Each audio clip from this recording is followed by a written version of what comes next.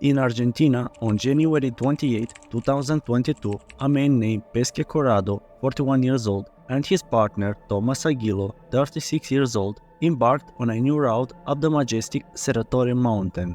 For Pesce, who had experienced many climbs in his lifetime, this ascent seemed like any other. However, their journey took an unexpected turn. After reaching the summit successfully, their descent revealed a surreal scene as the rocks beneath them began to tremble uncontrollably. They looked up and were met by a devastating avalanche consisting of rocks, snow and ice from the mountain's peak.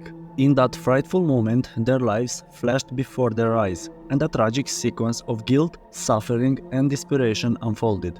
This is the harrowing account of the Cerro Torre disaster in 2022.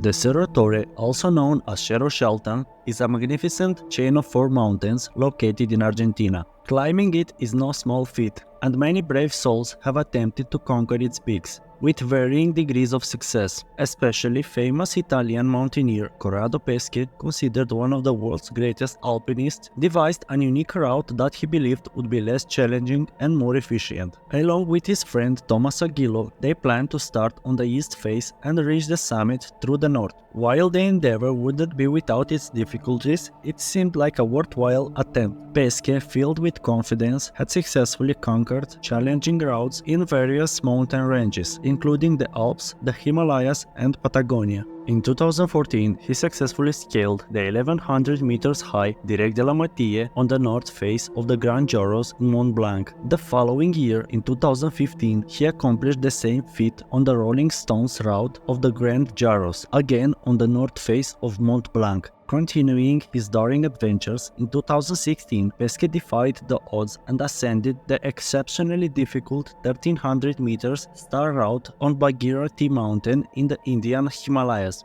Then, in 2019, he fearlessly conquered the formidable 950 meters psycho-vertical route on the south face of Torre Eiger, alongside Aguilo and 4 other companions. Although Pesce acknowledged the challenges and complexities posed by the new route on Cerro Torre, he remained optimistic about reaching the summit within a few hours. The Cerro Torre, known for its inclement weather conditions and imposing elevation of 3,128 meters, presented Pesce with yet another formidable mountain to overcome. The Italian Corrado Pesci and his Argentinian companion Tomas Roy Aguilo bravely embarked on a treacherous yet exhilarating expedition up the Great Cerro Torre on January 26, 2022. With a history of daring expeditions, the duo took pleasure in the splendid isolation of the lovely landscape, fueled by the adrenaline of pursuing their passion alongside a lifelong friend. Equipped with top-of-the-line gear, including sturdy rock canes, insulating coats, protective gloves, and reliable climbing boots, their arrangements left no room for error. As they started their ascent, both friends sensed the immense significance this escapade would hold, forever altering their respective journeys. Despite the challenging climb and unfavorable weather conditions, they persisted, undeterred by the familiar difficulties they had encountered before. Despite being the older one, Pesce took the lead, showcasing his remarkable agility and seasoned experience, leaving Tomas amazed. They firmly believed that they had selected one of the most secure paths to reach the summit. However, a slight apprehension remained, fearing that the weather could suddenly turn treacherous and potentially throw them off the rocks. As they reached the altitude of approximately 2,743 meters, they encountered a group of other climbers from Italy, Matteo della Bodella, David Bocce and Matteo De Giacomo. These climbers were also embarking on the new route to the summit. This encounter added an interesting element to their expedition, as there was nothing more gratifying for a climber and explorer than exchanging experience with like-minded individuals. Therefore, they decided to complete the final 305 meters together. Once again, Pesce assumed the lead position, as he undoubtedly proved to be the most remarkable climber they had ever witnessed. At exactly 6 p.m. the following day, the crew finally reached the summit. It had been one of the most challenging climbs they had experienced, but they had accomplished it. Yet, Pesce's mind was preoccupied with something else. Drawing on his years of experience, he believed that starting their descent at night would be the wisest decision. The stability of the rocks would be better at night than during the day. Despite the exhaustion, he shared his thoughts with his friend while the rest of the group collapsed in much-needed rest. Aguilo found the idea intriguing yet daunting. They had just reached the summit, and now Pesce proposed beginning their descent within a few hours on the same night. Aguilo questioned whether he and Pesce had the physical strength and agility required for such a swift descent, but he trusted Pesce completely. If Pesce believed it was the right time to begin descending, then there was no doubt that he would follow his lead. Pesce shared the plan with the rest of the group, but unfortunately, the others did not share the same level of enthusiasm. The other Italians needed time to rest and reflect on their accomplishment. Understanding their perspective, Pesce made the decision for himself and his friend Aguilo to start their descent the next morning. They could not afford to take any chances with the unstable rocks and potential disaster. Descending the following morning, well before sunrise, became their second best choice. The following morning, on January 28, 2022, Pesce and Aguilo kept their promise and left the rest of the group at the summit. They opted for the southeast ridge, commonly referred as the compressor route. Pesce had a sense of unease in his heart, but he chose to ignore it and focus on the descent back to safety. In the dark and cold, the two men cautiously made their way down, hoping to reach solid ground before noon. Suddenly, a strange noise caught Pesce's attention. He paused and signaled for Aguilo to stop as well. The pair stood frozen, straining their ears for more sounds, but nothing else could be heard.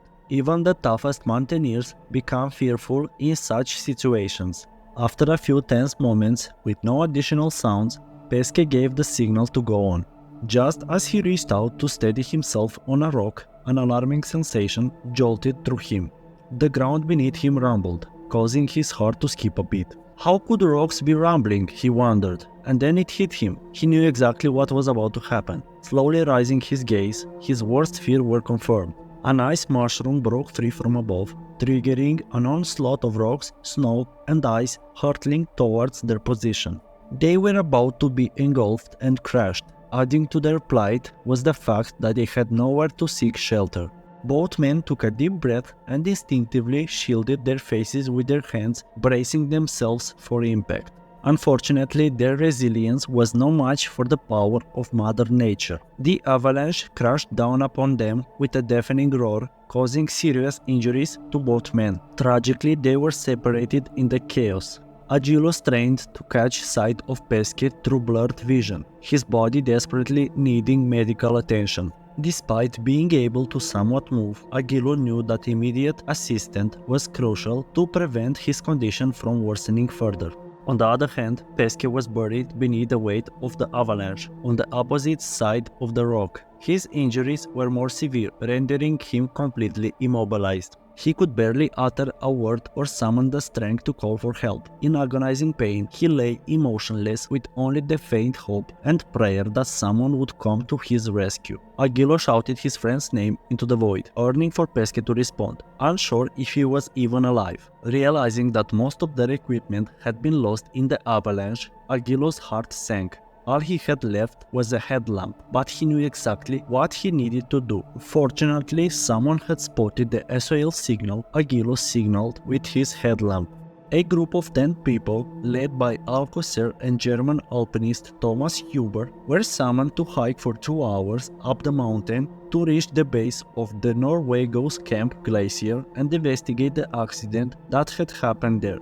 Alcocer, Huber, and 2 other individuals decided to proceed beyond the high camp and navigate through the fractured glacier in order to reach the bottom of the east wall. Their objective was to save the survivor who had signaled for help using a headlamp. They tirelessly combed the area in search of the person in need, but unfortunately, their efforts proved unsuccessful.